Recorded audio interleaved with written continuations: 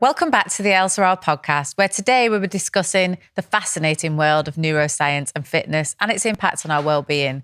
I'm your host, Alyssa, and today we have special guest Dr. Rachel Gow, a renowned nutritional neuroscientist who'll be shedding light on brain health and its connection to the menopause, and Lisa Nash, a celebrity personal trainer.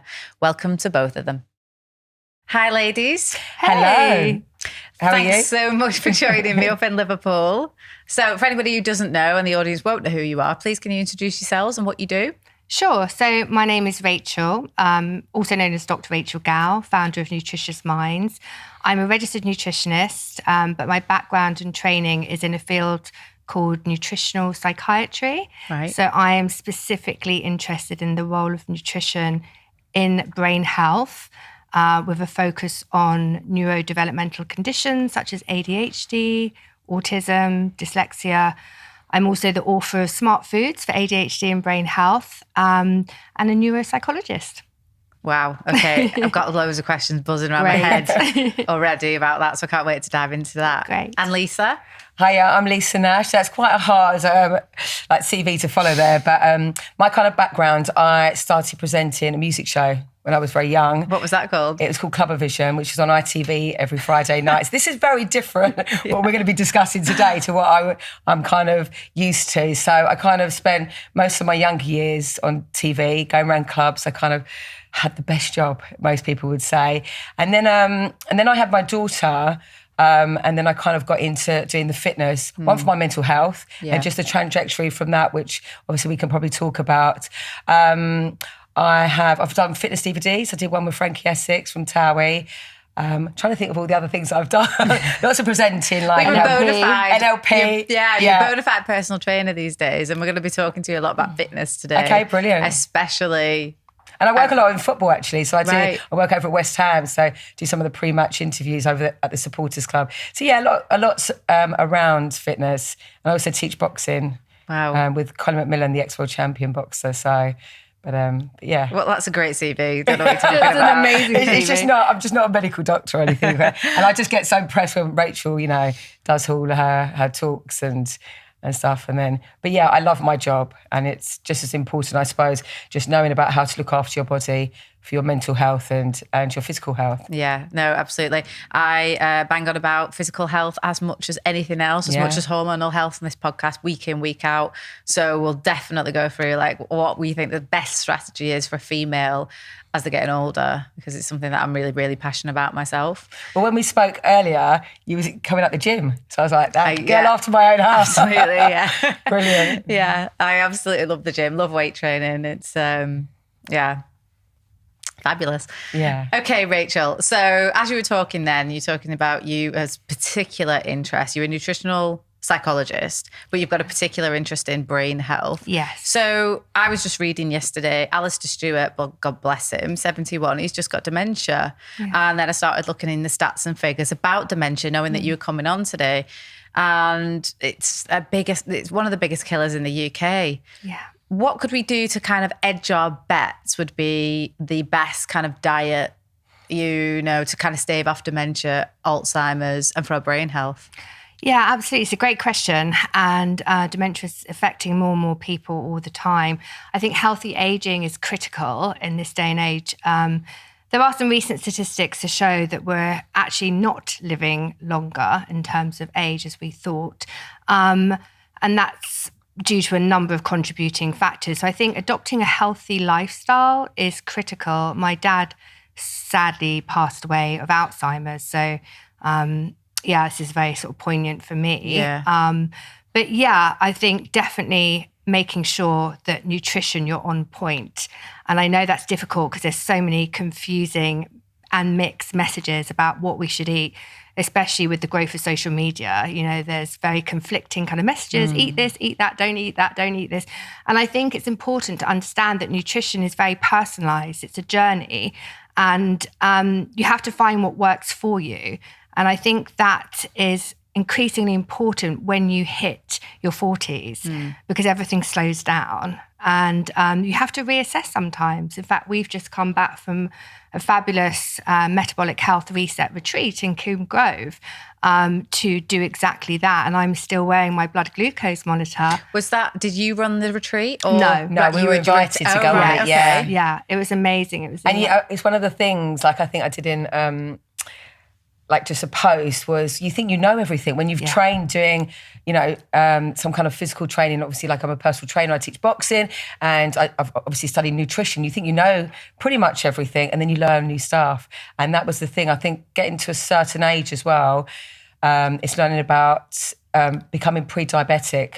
And a lot of the weight that goes around your waist area, especially when you're menopausal, it kind of shifts. So just to be on top of that, because obviously when you've got that weight around there and you become pre-diabetic, there becomes loads of like health risks alongside of that, heart disease and visceral fat, exactly. And even I'm not embarrassed to say, but I've had a knee operation, lost my father. There's so many factors that contribute to your overall health, like your mental health, I suppose to say. And like my visceral fat, luckily it hadn't gone up too much, but it'd gone up a slight bit.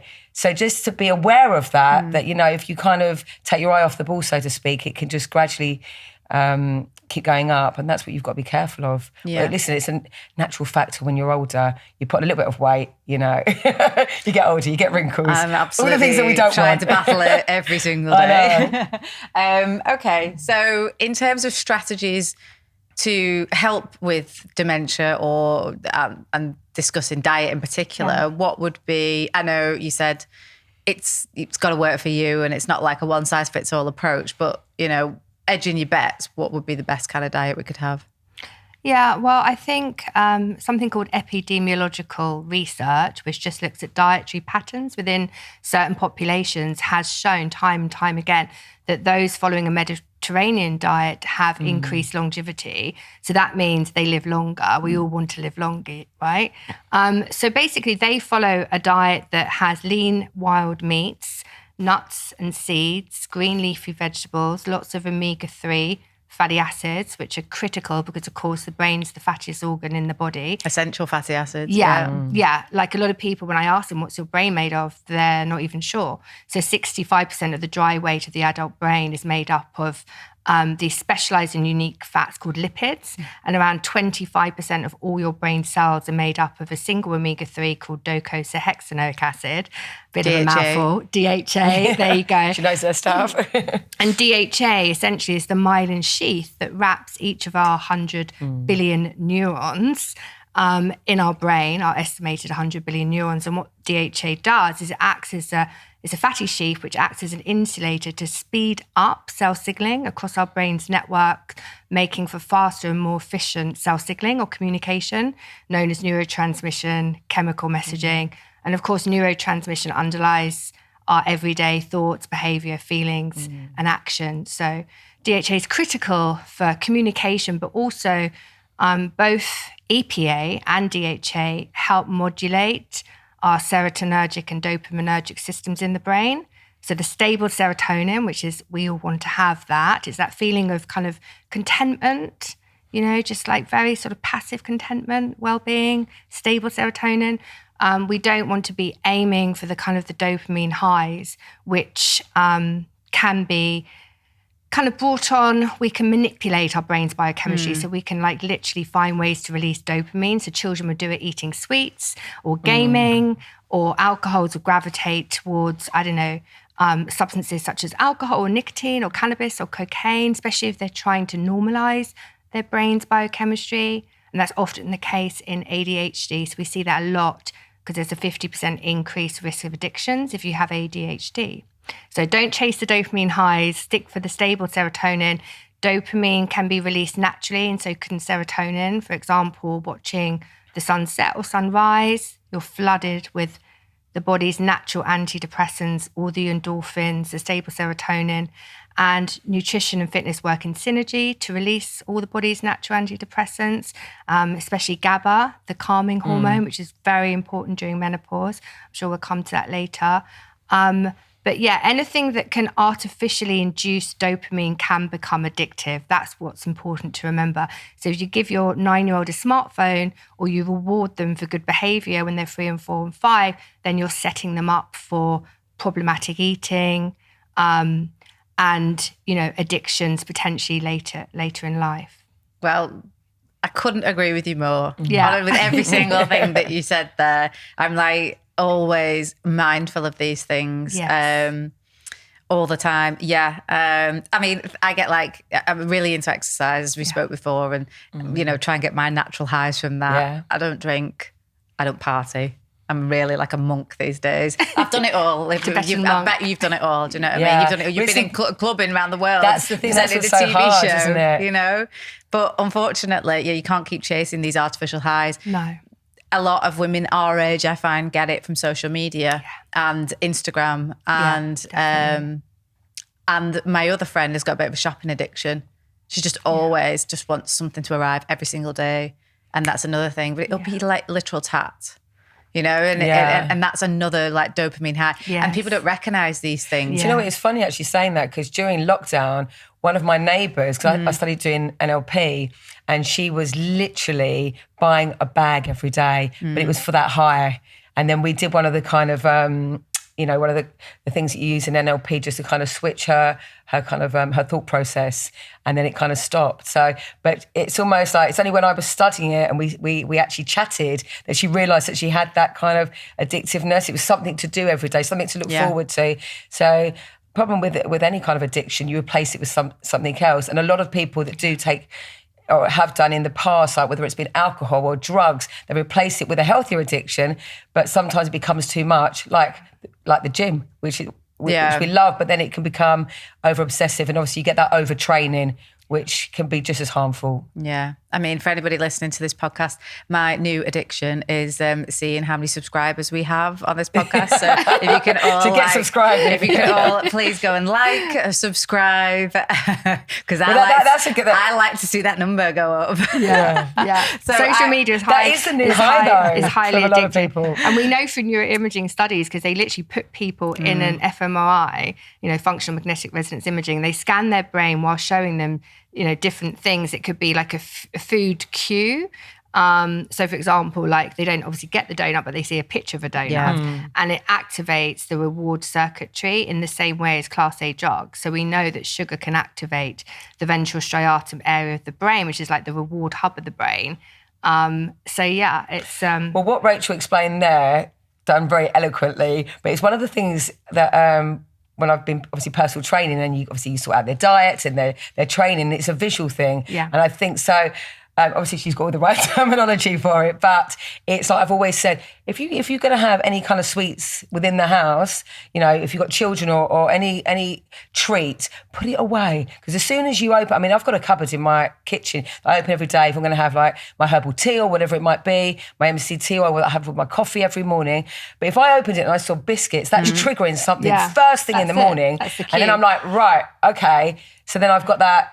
You've got to put obstacles in the process. way. So you've got to put those crisps into a box and put the box really high on top of the kitchen cupboard. 1, where the kids can't get it, and 2, where it's not in your eye line and you can't get to it. We've actually... Obstacles will make it a little bit harder for you to kind of get that. Yeah. Well, we've actually got our treats in one of the rooms. There's not even anywhere in the kitchen. So it's a lot harder. We'll get rid of them all together. No, I don't actually anymore. Yeah.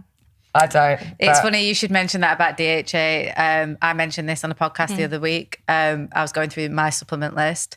One of them is I take peak EPA and DHA. Great. I take 2,000 milligrams a day, especially for brain health, but also I give it to my little baby girl who's 10 months old, and I've been lacing her bottles with DHA since the minute she was born. Yeah. And everyone's like, well, why are you doing that? And I'm like, for her brain health. Yeah. And it's not really widely spoken about. And actually, it's not very regularly, it's not on the market very much. I couldn't really get hold of it. And not a good quality one either for children. Yeah. And it's not spoken about.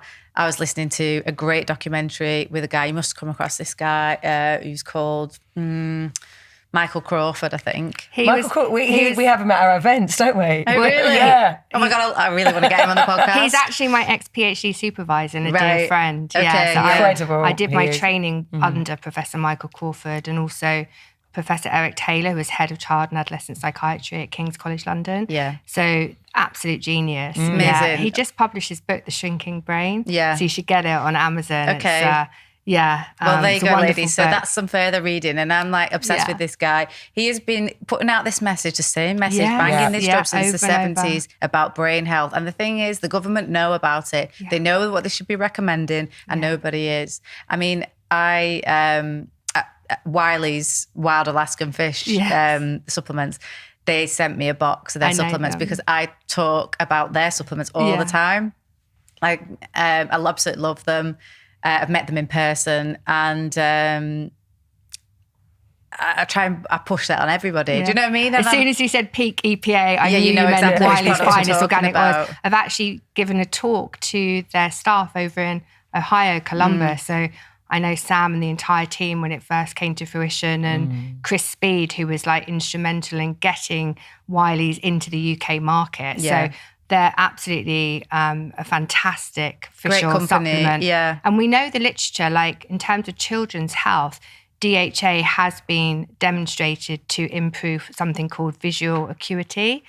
Now, the reason you're seeing colour is because your cones are made of DHA, and a lot of people don't know that. So your entire visual system is built around DHA. It's critical not only for the brain, but also for vision. So to support the rods and cones in your eyes, And also we know that children given early intervention with DHA have improved cognitive abilities, and specifically in their ability to problem solve. So it's not only vision, it's also cognition.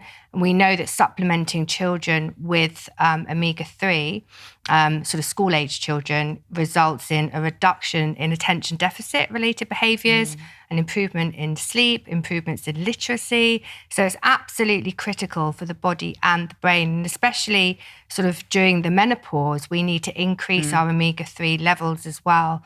I mean, me and my little baby have a very predominantly omega-3 diet. Great. So she eats like nothing but salmon and cod and sea bass. That's amazing. Yeah, and she absolutely loves it. Brilliant for your brain health, exactly. Isn't it? So. Plus, her bottles are getting laced, with DHA. She's going to be like a genius when she gets over. Let's hope so. Just want to win Wimbledon and I'll be happy. So I take 2,000 milligrams a day. So I take 2 of the Wiley's supplements. That's a big question I get all the time. What supplements do I actually take? Apart from my own, I do promote everybody else's supplements too. I'm not like, I just want people to be in great health. You know what I mean? Absolutely. Yeah. Especially when you got a good business like they have. So that's right. And often people say, dose and formula. That's really important questions because people, the way they absorb it is differently, and that depends on things like your age, your background, diet, whether you're male or female. So there's a whole host of mediating factors, and the FDA say up to 3 grams is safe and tolerable. And when I did some research out at the National Institutes of Health with adults with ADHD, so we scanned their brain, we were looking at the reward center of the brain, and then we brought them back 16 weeks after either taking a placebo or taking 3 grams of EPA and DHA, and then brought them back. And what we found were increases in specific areas of the brain attached to emotion and attention networks, whereas there were no changes in the placebo after 16 weeks. So we do know. There's some really robust data on it. Yeah. Okay, so I'm definitely going to back the shrinking brain. Yeah, I'd love to actually speak to Michael Crawford. I'll introduce you. We'll get him on. I actually thought about, I should ask him to come on the podcast because definitely. The last time I listened to him, it was on Radio 4. Yeah. And again, I just thought this guy has devoted his entire career to doing this and still nobody's listening. Yeah. Well, he's 97 now. That's what I mean. You might have to do a Zoom. Yeah. Whatever feels it makes him feel comfortable. But I think it's an important conversation. Yeah, very important. That's the thing, at 97 and all the things that he's been talking about and teaching, I suppose, is obviously applied to himself. And to stand up there when he's done our events, he stood up there. I could listen to him forever. And all the knowledge that he's got. At 97, I think, most people would be happy to live like just past 70, let alone, and he's so able as well. Yeah. And thank you, Michael, for all your service. 100%. Yeah, absolutely. Your entire career service to us all. Well, let's try and get his message out there a bit more. Yes. I'm definitely personally going to do it because I've learned a lot from him. Yeah. So he should know like kind of the ripple effect of his work. Yeah. Okay. So that's some great advice. So we touched on it slightly before, before. So when you are going through the menopause, how else can we support our brain health? And what actually happens to our brains in the menopause? Yeah, there's lots going on, and I'm literally learning about it now. You know, I picked up a couple of books. The Upgrade is fantastic. I don't know if you've read that. No. And Who's that by? It's by a female neuroscientist, Dr. Luan, and I can never pronounce her surname. I do know. Do you know her. who I'm talking? She wrote The Female Brain and the Male Brain. So she does an amazing TED Talk. It's amazing visually. I'll put a link to the TED. I've seen that. That's great. I'll put a link to the TED Talk in the description box of this podcast if anybody's wanting to go and watch it. But she gives a great graphic on she's incredible. How the brain changes. And she also says that the perimenopause and the menopause are an invention of men working in the pharmaceutical industry. Right. So hence her new word is the upgrade, because she believes that there are benefits. Obviously, we always speak about the terrible aspects of the menopause, which can affect all of us, you know, brain fog, memory lapse, night sweats, you know, we could go on and on, intense moods, all the rest of it. But she feels that the decline in estrogen makes middle-aged women care less. Hence why women of like 50 years of age can suddenly leave their husband of 40 years of marriage and go and live in a commune in India. I mean, it's crazy because we are wired to care, you know, to nurture. That's how we are wired. And, you know, that is because of estrogen, because estrogen is protective and it enables us to bond with oxytocin and other chemicals with our children. I had this exact conversation yesterday when we were discussing like why women don't get to the top. And I said, it's because of our hormonal imbalance. So you can carry on trying to make girls and boys think I said, you know what, they're already scientifically predisposed to want to care for their babies and stay at home and look after them and not get back to work straight away. And that's why men get to the top. And unfortunately, that's the way it is. Okay, so yes, society doesn't support that. We know that. But also, biologically, your own body's not supporting it either. Yeah. Please recognise that fact. We're the only one that can do that. there's another fact that I think is fascinating and people should know more about, and that's testosterone. So testosterone helps us in terms of switching on our sex drive, especially during ovulation, because we're wired to procreate. But with men, during sort of sexual intercourse, their body releases more dopamine and less oxytocin. And oxytocin is the bonding hormone, hence why they have the dopamine high. So that's why men have more casual sex than women do. We had this conversation yesterday, didn't we? Yeah, it's a fascinating conversation. And again, this is in the female brain and the male brain. I've learned so many golden nuggets of information, like understanding our partners better. Can we ever? Well, exactly. But it makes sense because for a woman to have casual sex, they're running the risk of potentially having a baby then, and that's physically demanding on their body for another 9 months. A man is not quite the same. They haven't got the same physical investment. So that's why they probably limit women from, biologically, your body kind of limits you from releasing all that oxytocin every single time you have sex, because if you were to just want to have casual sex day in, day out as a female, there's a much higher risk of getting pregnancy. And then that's a big investment for your body. It is fascinating. We talk about libido, sex drive, everything on here all the time. But it's crazy. But and I think it's really important about why women don't get to the top. And also a lot of the advice given to perimenopause and menopausal women is from men, believe it or not.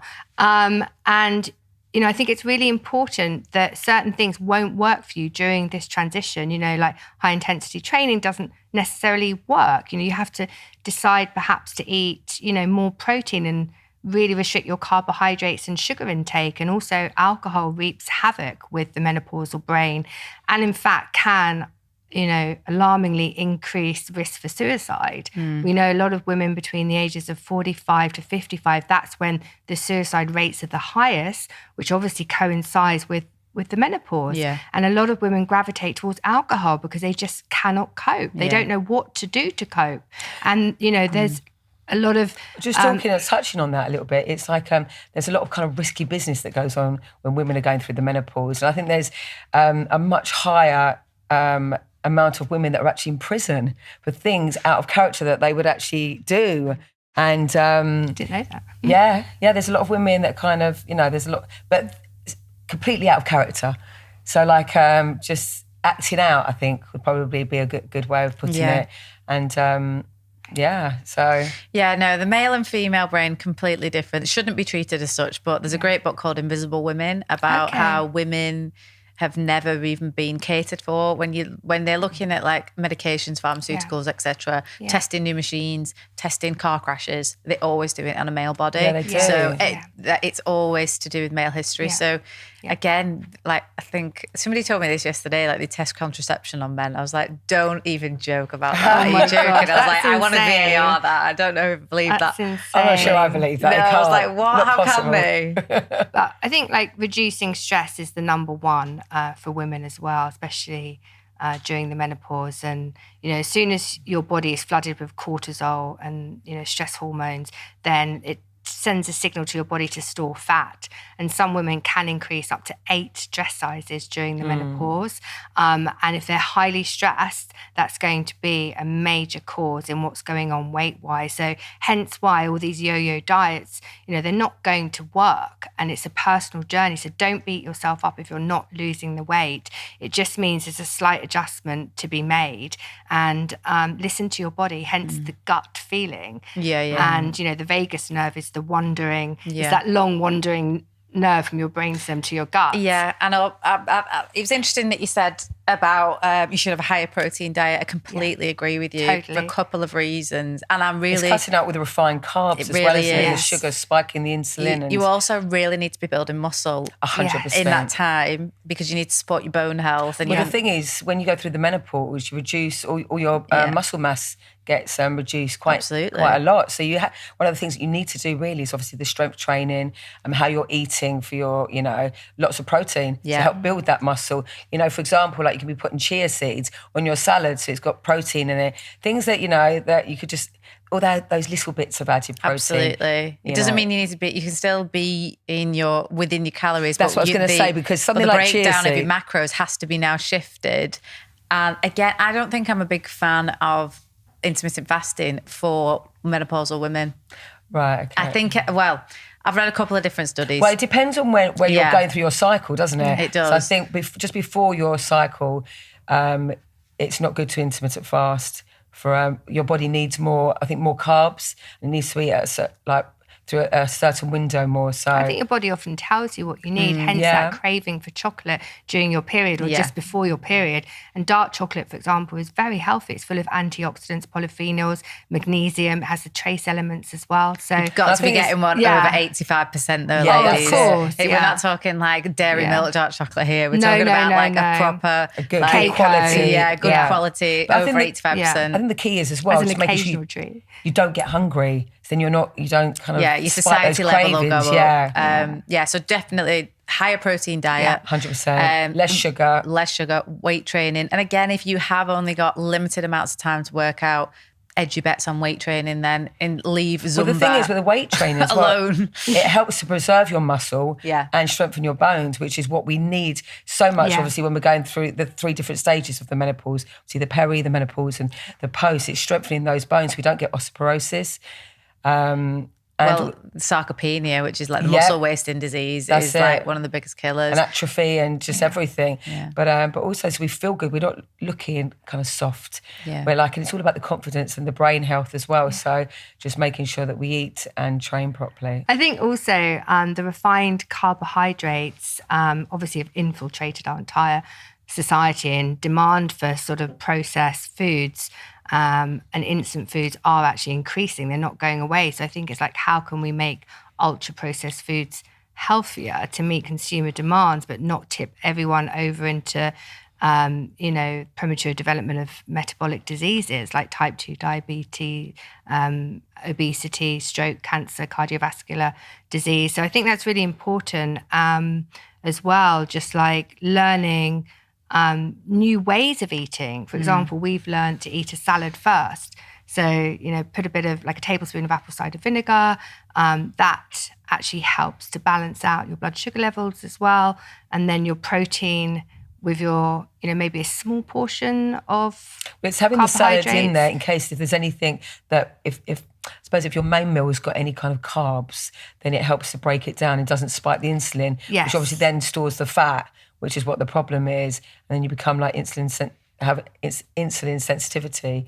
So yeah, if you're completely carpet bombing your insulin levels all day long. So you get up in the morning, you have like buttery toast. Toast is like white bread or something, absolutely full of sugar. Well, you set yourself bad for the whole day, then you? You've got like lunchtime, what do you go and grab? A sandwich or a More wrap. bread. Or again, something. all this refined carbs. Yeah, all these refined carbs. Then you might get a chocolate bar and then you might have it with a Coke. So now your insulin spike is going up. Then you'll get that crash in the afternoon. So you need a pick-me-up. So you might have a couple of biscuits. And then it gets to tea time and you might get a ready meal, which would be like a lasagna. And again, it's going to have loads of preservatives, loads of sugar. Wheat, gluten and dairy, the main. Everything in it. And this is like a regular, normal But sometimes diet. I eat really well. Yeah, diet, you know? And gluten is a hormone disruptor as well. A lot of people don't know that, and yet the more wheat they eat, what they do is create inflammation in the in the digestive system, in the gut, which then causes all sorts of problems. So would you go gluten-free even if you're not a celiac? For a period of time, especially during menopause, there's no harm. And also I think having your nutrient levels tested in the same way people do for bioidentical hormones. They have their hormone levels tested. Having your nutrient levels tested is critical. And that's what I do. It's what Nutritious Minds does. It tests for like iodine, iron, zinc, magnesium, selenium, omega-3 fatty acids. So you know what you're dealing with. You've got your numbers. And then also testing for food intolerances and food allergies and personalizing your diet so it works for you and not against you, because gut health is critical during the menopause. And as I said, inflammation leads to every single type of bodily and brain disease known to mankind. It's behind everything. Well, it's interesting actually. Yesterday I was shopping and looking at, you think there's a healthy snack that's out there. Looking, it says gluten-free, dairy-free, not nut-free. I think it was milk-free. I suppose that milk is dairy, but then looked at the back of it. It is full of sugar, and it's full of things usually that you can't even say. Yeah, and exactly. Soybean oil, and that's the number one driver of inflammation. It's too much linoleic acid. Look at the label, especially processed foods. If it has soybean oil, put it back on the shelf. That's my advice. 100%. I mean, in a perfect world, we'd all be just kind of like down the fruit and veg jar, making things from scratch. Yeah, if we've got time, this is the other thing. It's even like, if you look, there should be some healthier kind of, hate saying this word, like ready meals, and you never want to buy anything like that if it's kind of in a packet and stuff. Don't bother buying it, but like a healthier kind of, obviously fresh, that you can actually, on the go. It's prep. It's food prep for the week, isn't it? That's the key, really. Yeah. I had to come here. I bought my food on the go, like last night. We was actually on the train, eating our food, and made a homemade frittata last night with the salad eating first. So listen, I get it. I'm like absolutely get it. Like, people think I'm a weirdo like this as well. And they're like, oh, you're into all that healthy shit, aren't you? And I'm but that's how you look a picture of health, though, as well. Thanks very much. Yeah. I spend a lot of money on maintaining, do you know what I mean? Yes. But they say you are what you eat, so to speak. And, so everything I try and get in, my fridge is like almost bare, apart from like fruit and veg and bottles of San Pellegrino. And that is literally how I live my life. And unfortunately, the more I know, the worse it's getting. It's like unpleasant for me to go out these days because I'm just like, sorry. Well, it's hard to find a shop. It's a full-time job. It's hard to find a shop or just like a snack en route, isn't it? You have to bring your own if you want to stay in that healthy kind of frame of mind and mental and body. But do you know what? People get obsessive about like loads of stuff, right? I know people who are obsessed with crypto. I know people who obsess over other stuff that's like completely inconsequential to me. If I want to obsess about what I'm, my blood work or how I track my meals to make sure I'm not like overeating because I know I'm really working hard towards a goal in the gym, then what is wrong with that? It's got nothing to do with you. But there's a guy that I used to know, like from the gym. He actually had a nutrition company. But when he used to go out, he never really used to drink. But when he used to go out and he used to drink like vodka, he'd bring his own mixers because of all the other mixers. Like, he didn't really like soda water. So he used to like have vodka and coconut water. And then the thing that we actually which I know as well, is obviously when you're eating and you're spiking your blood sugar, just to have something beforehand. So you'd have some nuts. So in his pocket, he's got a few almonds and then having, but for the people, I suppose it's finding that balance and what works with you. Because you say what we're discussing here, and like, I suppose in the diet and the nutrition world and, the fitness, it's kind of like, I suppose people are like, what can I eat? What can I do? If I want to look good and feel good, then I do nothing. So it's having that balance and just knowing, having your treat, but, understanding when you can have it and not all the time. And what you do 90% of the time is what's going to actually matter. Exactly. It's not that balance. It's not the grenade bar I've just had before we sat down here. I did wonder what was in that bar. Yeah. That's literally because I've got to 2:00 and I'm like, I haven't eaten anything But yet. this is the thing, again, it's like not letting yourself get hungry. I mean, not saying to you, but I think a general rule, because I do it, I've done it many times, and then you just want to eat everything, don't you? Yeah. No, so, I always train every morning on a Tuesday, so at 10:00. So I definitely won't eat before that. Then I go and go ahead and I get ready basically for this podcast. But I won't eat until after it. So you are fasting. So you're doing intermittent fasting. Yeah. I do intermittent fasting, and I absolutely do believe in it. But I think when you hit a certain age, and when you're perimenopausal and menopausal, I think for average Joe it's a no-no. But I think they need to be It's experimental. You've got to see it what is works experimental. For you. It's definitely I think for each person, it's individual. Like for me, if I train, I need to go and train first thing in the morning. That's when my brain works. That's when my muscles are more fired up. I wouldn't say you're average Joe though.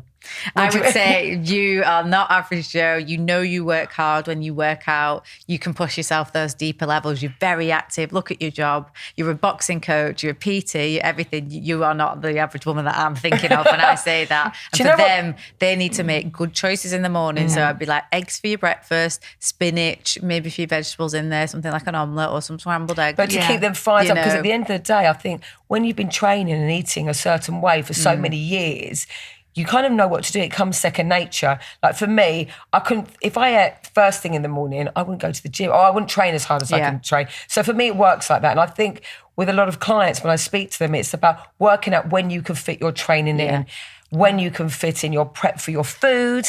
Some people they're at work at 7:00 in the morning. It's impossible to, well, it's not impossible because obviously they can go to the gym if they want to, but if they've got a family and that, it's very difficult to say, go to the gym in the morning, do this and that. So working out what works for you during that day. And for me, it's literally going to the gym, training first thing, and then I'm fired up. And my partner always says, you win the morning, you win the day. Yeah. And it's so true. And then I'm kind of I'm hungry, get home, I eat, and then my day starts. So it's but again, whatever works for an individual. But I especially as I've got older, I like to get my training out the way in the morning. I teach boxing every Thursday. And I have to kind of have a little moment's rest in the afternoon just so I've got that energy again, because I don't like to approach anything unless I'm 100%. So I need to be there kind of cracking that whip and making sure they train. 2:00 is my absolute optimum time to train. If I can get a train, is it? 2:00. But they do say that actually, absolutely with women, because it takes a little bit longer. Men can, their testosterone fires up a lot quicker than women. So it's a little bit later. But I mean, again, it works for different people. For me, around 10, 11 is perfect. I'm 12:00. I train on a Monday at 12, my personal trainer, and it's that's perfect for me. Yeah. I couldn't do it no way first thing in the morning, no chance. It takes me a while. And by the way, I'm a personal trainer. The only reason I don't train Rachel because she lives so far away. Yeah.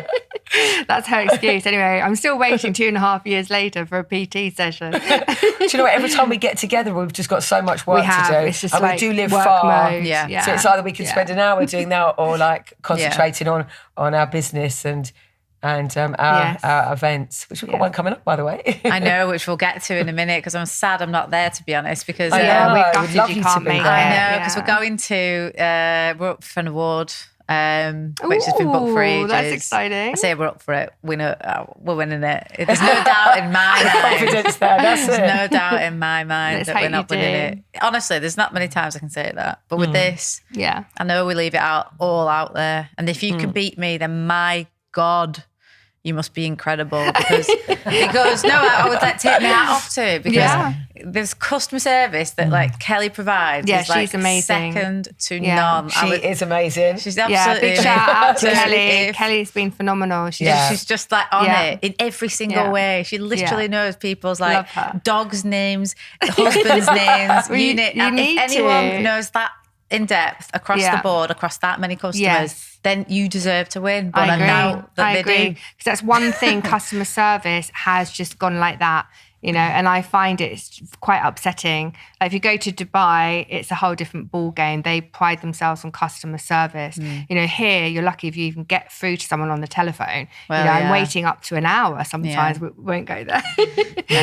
Customer service is so important. That's another podcast. So well done, Kelly. Keep the standards high. It's what we need. No, that's absolutely right. Yeah, it's just, I want an unreasonable expectation of customer service. Not only we're not just providing you the service and meet that. We want to go above and caring beyond. and we're getting to know you personally. 100%. Wonderful. I love that. So you touched before on you do blood work. Yes. So, okay, so how I come to you with nutritious minds to say, hi, Rachel, I want to get my blood work done. Let's say I actually want to do this. So, yeah, you can. Okay. So I get my blood work done. How would I go about that? Do I get it done like local to me and then send you the details or?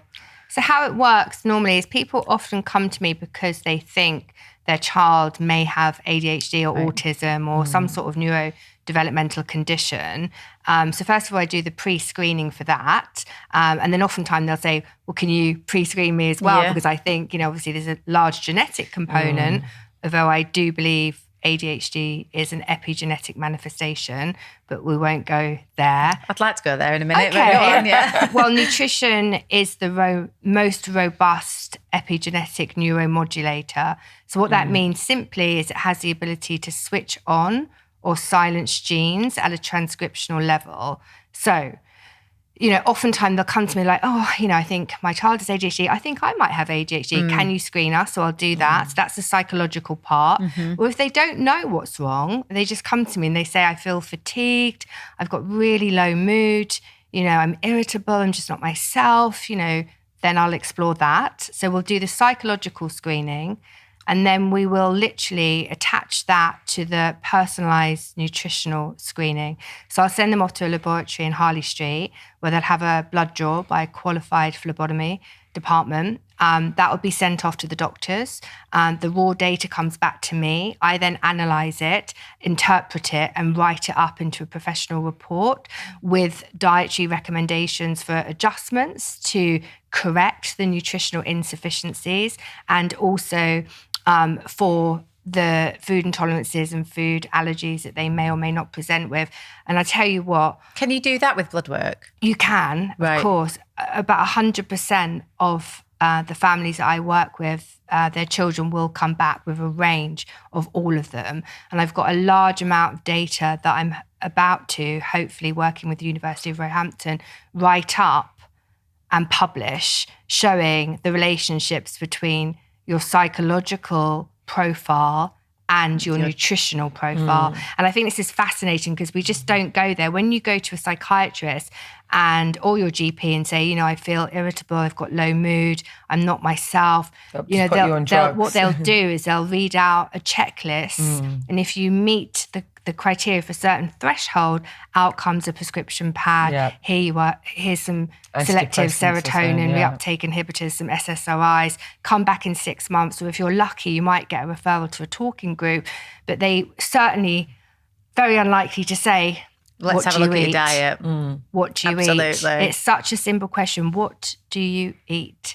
That should feature in every single psychiatric assessment in this country. And it's a great disservice and failure that we don't ask that simple question because, of course, diet is the easiest thing really to modify, Diet and exercise. And it's both, the thing. Exercise, it's about...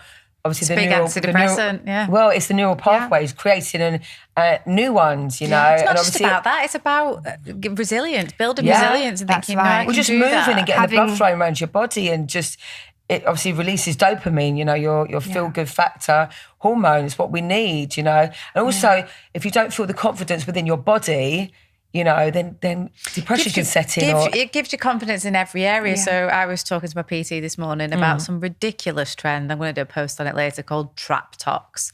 And people are getting Botox in their trapezius muscles to make their neck slimmer. And I was like, why would anyone with half a brain cell want to do that? Because let me tell you. And also so close to the vagus nerve and all the rest of it. For a female, that's vanity at its most, isn't it? For a female to actually build a trapezius muscles would take a fucking long time. Let me just tell you that. So even if we don't have enough testosterone in our body to be able to do it. That, right? So the fact that you're turning that off, which means is you're going to make your everyday daily life even harder. So I have to carry shopping, I have to carry the baby, I have to carry, you want a stable, I need a stable platform to do all these things. Yeah. If I turn off those muscles that keep everything stable within my shoulders, within my arms and everything else. And your spine and just everything. It just oxygen these people, they just wind me up. So vent it, go on. Yeah, I just think you just must be absolutely crazy. And I'm seeing girls that I know, aestheticians, doing it. And I'm thinking, I'm about to call you out and you're a good friend of mine and I'm really disagree with what you're doing. So sorry, that's the way it is. Because one, it's expensive. It's and two, affecting it doesn't your health even last. And your body and the composition of your body and what could end up I don't know. I mean, I don't know too much about it, but kyphosis possibly in the future, So it's just a nonsense. Yeah. What we should be doing is really looking at women's physiques and saying, it's actually amazing to have a really strong physical fitness. Like I said, and supporting that. Even just to go through life, right? Just to carry your shopping, carry your kids, whatever, carry your suitcase. You want to be able to do that and be independent and live independently for as long as possible. Why would you inhibit that? Why would you inhibit that in any way? Why would you not carry on? Because life is against you, aging is against you, muscle tissue is going rapidly decreasing. Yeah. So is your bone density. If you do not I'm training to be an 80-year-old woman. I'm not training for aesthetic anymore. I used to. When I was in my 20s and 30s. Do you know what that's it? It's about strength, isn't it? I'm looking at myself at 80 years old that's and right. I'm that's thinking. Absolutely perfect. I mean, people don't look inside their bodies. Obviously, they can't. And we don't really appreciate what is going on inside our bodies. So this is the thing, in the world that we're living in, unfortunately, it is all about the outside and the aesthetic kind of visual that you can see. But the most important, that can actually live to a certain age, is what's happening inside, And obviously, as a woman that's going through the menopause, we've got over 40 symptoms. We have to monitor those, look after those. And it comes down to, there's so many things that we could look into, like clothing, when we get the night sweat, do we look at bedding? Do we look at wearing cotton undies or something? Women obviously suffer with, vaginal dryness and all that. And also the thing that when I teach women that are going through the menopause, obviously about building their strength in their muscles and their bones and all that. Yeah. It's also about doing pelvic floor exercises to strengthen the walls of the vagina, things like that. But just all these things that we have to think about, and our brain health, than to worry about putting injections in our trapezius muscle. Well, exactly. The thing is, people are just more obsessed with the outside. And I always say, listen, the byproduct of doing all these things is you're going to look better. You're going to look great. 100%. You're going to feel more confident. And they say beauty comes from within. And if you're strong and straight, there's no point in having all this Botox and you're kind of bent over with kyphosis or you've got muscle kind of issues or whatever. You want to look a picture of health, don't you? I do think it gives women confidence. I don't judge anyone. No, of course not. You do what you want to do at the end of the day. But you can look thin on the outside and have visceral fat surrounding your internal organs. Well, it's all the trans fat that runs through your blood, isn't it? So you're not actually healthy. Or your veins, sorry. So that's the thing. It's not all about what you look like. It's about how you feel. That's importantly, how you feel, having confidence, loving yourself, self-care, all of that is just so, so important for brain health, and especially during the menopause where the odds of suicide are increased. So we need to look out after, number one, what's up here. Well, between 45 and 50 is the highest suicide kind of... Yeah, I mentioned that. Yeah, so for sure. In women, shall I say, between when they're going through the menopause, between 45 and 50. Yes, I'm 47, so it's kind of got this far so far. We look amazing. Not too bad. You must be doing something right. It's all that working out. It's all that working out. And also, you're fiery, you're energetic, you're enthusiastic, That's also do you know what the mad thing is? It's on this retreat we went away, one of the things that I suppose come to terms with, that I've had this keyhole surgery in my knee, and this is from probably being a bit too enthusiastic playing football and doing martial arts. And I had a big tear in my meniscus and kept thinking, oh, you know what, I've just pulled my muscle, and then put it off. But I had an MRI scan last October, but then it was getting a little bit worse. When I had the operation in February, it had torn so bad. I've had that. And I've been kind of mobile, but not mobile because I've not been able to do much. But for me, the mental kind of aspect of it, I've not been able to get up and do the things that I've wanted to do. So my message, I suppose, is not being able to, when you have that physical health and you can do all that stuff, just treasure it and look after it. Because the fact of just sitting on the couch, not being able to kind of just use my knees to get my body up, it had a major effect on me in the sense of being like, I can't do that, I can't do this. So people that are out there listening, if you're in full health and your knees are working perfectly, make sure you get up and... The problem is you don't know what you've got until it's gone. No, this is it. I had exactly the same thing. So I had an arthroscopy in my knee. That's exactly what I had, So I had loads of cartilage removed. I need to have it done again because loads more broken off. Again, I thought... I can't even go for a run. Now, I don't want to go up and go for a run right now. I'm not actually able to do it because... An uphill walk. Yeah, but tell me I can't do it, or then that becomes the time that you want to do it. Yeah. So I try and think about that. So do you know what, talking about, obviously we both had something with our knees, but it's inflammation as well. And when you're going through the menopause, unfortunately, joints, our bodies are inflamed, and everything hurts a lot more.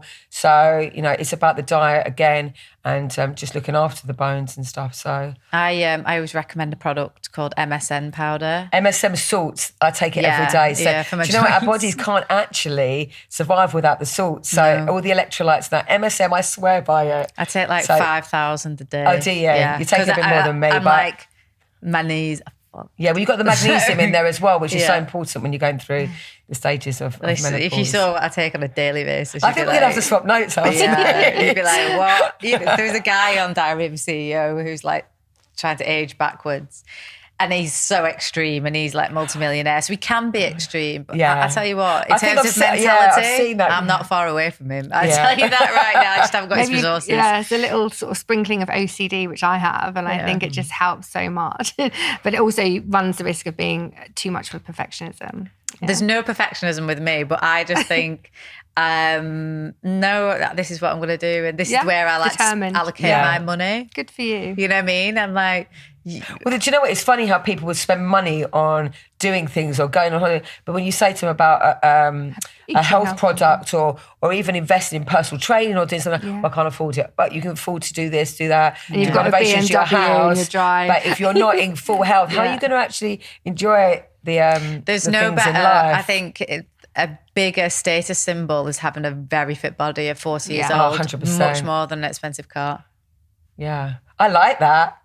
That's so true, That would isn't impress it? me a lot more than a big fat Rolex or something like that. It would. Yeah, of I course. think you're in great It's shape. so true. No one can say that's earned over time. And it's hard work and dedication that you're putting into yourself. Every day. Commitment, consistency, which is how we... Which are great attributes to have. Yeah, absolutely. I agree. It tells you a lot about yourself, doesn't it? Or somebody. I think we should also remember that some people unfortunately can't achieve that, because they've got some sort of health condition or they've had some sort of health condition that has, prevented them from having the perfect body. And I think we need to kind of also just be mindful of that as well. Yeah, there's always people at different ends of the spectrum. There's people who will say, well, I haven't got any, my leptin and ghrelin are very low, so I don't get satisfied when I eat. You know what I mean? Yes.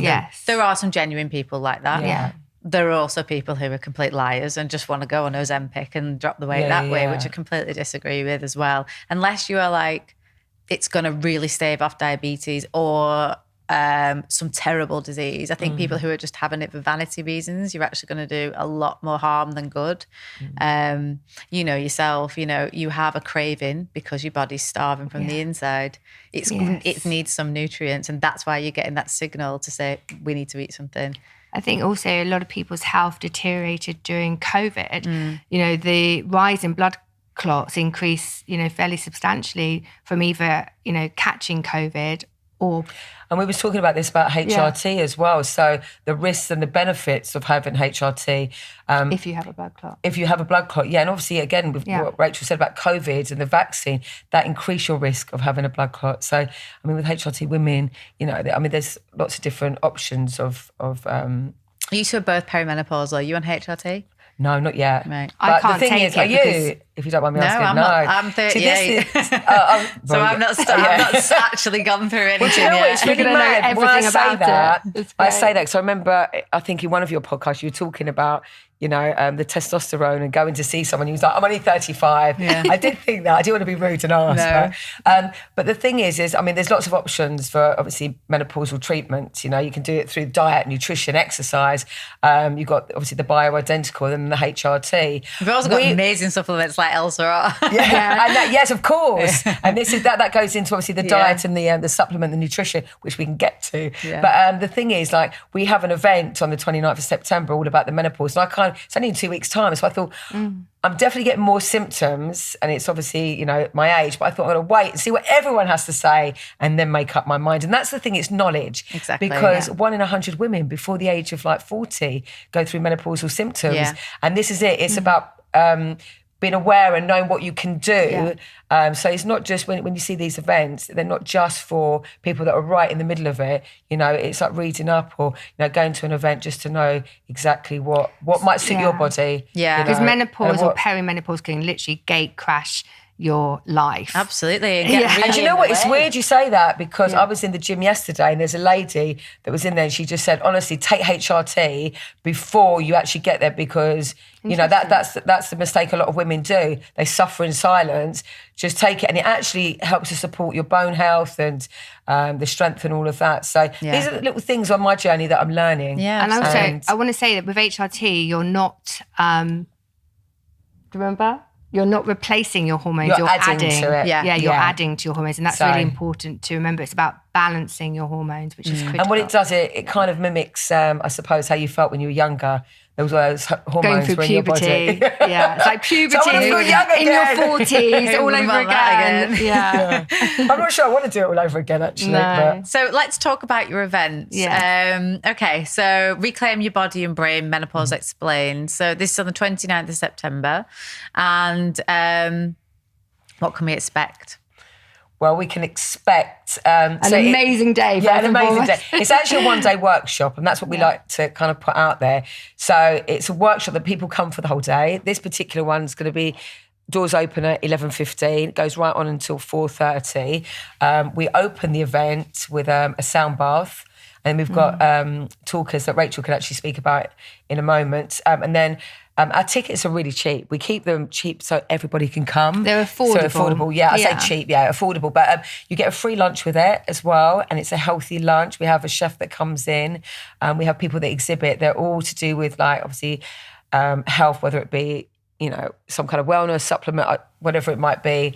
And then we also have a Q&A at the end. So we get the audience involved as well. Yeah. This particular one, we're not doing talks. We do talks at some of our events. But this, for me, is such an important subject. Well, they're all important subjects that we've covered. But this one in particular, some of our speakers, they want to do a bit longer and they've got... I suppose a little bit more to say. So, but it's going to be amazing. Most of the tickets are sold now. So... Brilliant. Yeah, we're really excited. We've got a special guest coming on the day. We can't actually mention the name, but okay, great. Super excited. Well, it sounds exciting. So it's 11:30 till 4:30, and you go to Eventbrite to get the tickets. Okay. So we basically brought up a lot of sort of common themes of the menopause, obviously like weight gain, symptoms, how to successfully manage or reduce symptoms, especially related to the brain, which is my area, of course. We've invited people like Pauline Cox, who have written fantastic books like Hungry Woman, which is specifically on the menopause.